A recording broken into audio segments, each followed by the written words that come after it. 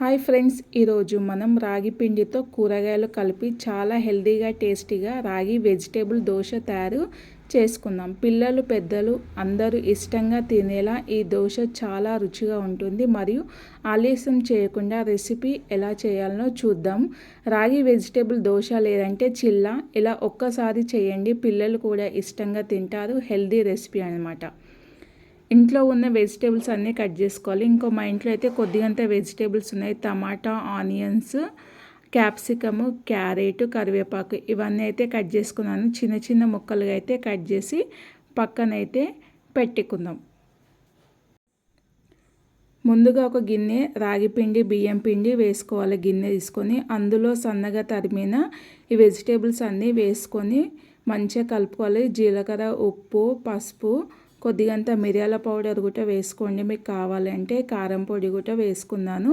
ఇవన్నీ వేసుకొని దీంతోపాటు జీలకర్ర, సోంపు కూడా వేసుకున్నాను. ఇవన్నీ ఉండలు లేకుండా కలుపుకోవాలి. కొద్దిగా నీళ్లు పోస్తూ దోశ బ్యాటర్లా వచ్చేలా పలుసగా కలుపుకోవాలి. 10 నుంచి 15 నిమిషాలు పక్కన ఉంచితే ఇంకా చాలా బాగుంటుంది. పెనం పెట్టి కొద్దిగా ఆయిల్ రాసి పిండిని పల్చగా పోసుకోవాలి. అంటే మన పల్చగా దోశ పిండిలా రాదు కాబట్టి కొద్దిగా మందంగానే వస్తుంది. చుట్టూ కొద్దిగా నూనె వేసి మీడియం మంటపై వేయాలి. కింద భాగం బాగా క్రిస్పీగా అయిన తర్వాత మెల్లగా తిప్పి మరోవైపు కూడా కాల్చాలి. హెల్తీగా క్రిస్పీగా రాగి వెజిటేబుల్ దోశ రెడీ అయిపోతుంది. లేదంటే దీన్ని చిల్లీ గుట అని అంటారు. ఈరోజు మనమైతే ఇంట్లో కూరగాయలతో ఇలా రుచిగా హెల్తీగా దోశ ఇలా చేసుకుంటే ఇంట్లో వాళ్ళు సులభంగా తింటారు. ఈ రెసిపీ చాలా ఈజీగా చేసుకోవచ్చు. బ్రేక్ఫాస్ట్ లేదా ఈవినింగ్ స్నాక్స్గా కూడా చేసుకోవచ్చు. పిల్లలు పెద్దలు అందరూ ఇష్టంగా తినేలా ఉంటుంది.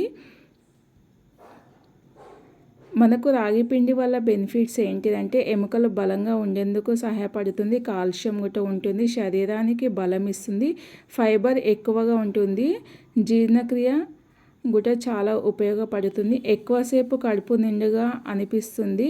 వెయిట్ లాస్కు ఉన్న వాళ్ళు ఈ రెసిపీకి అయితే ఈవినింగ్ టైంలో మనకు డిన్నర్ టైప్లో అయితే తీసుకోవచ్చు అనమాట. ఎవ్రీడే హార్ట్ పేషెంట్లకు కూడా ఇది రాగి పిండి అయితే చాలా మంచిదనమాట. ఐరన్ కూడా దీంట్లో ఉంటుంది. రాగితో మనము జావా, దోశ, జొన్న రొట్టె లాంటివి తినవచ్చు.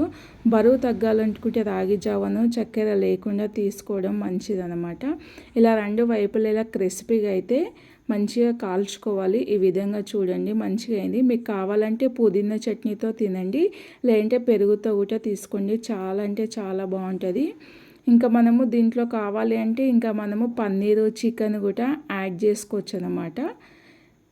ఈ రెసిపీ మీకు నచ్చితే లైక్ చేయండి. మీ ఫ్రెండ్స్కి మరియు ఫ్యామిలీకి షేర్ చేయండి. ఇలాంటి మరిన్ని హెల్తీ రెసిపీ కోసం మా ఛానల్ని సబ్స్క్రైబ్ చేయండి. ఫస్ట్ టైం నా వీడియో చూస్తున్నారో ప్లీజ్ లైక్, షేర్, సబ్స్క్రైబ్ చేయండి. ఇలాంటి మంచి వీడియోస్ అయితే మీ ముందుకు వస్తాయి.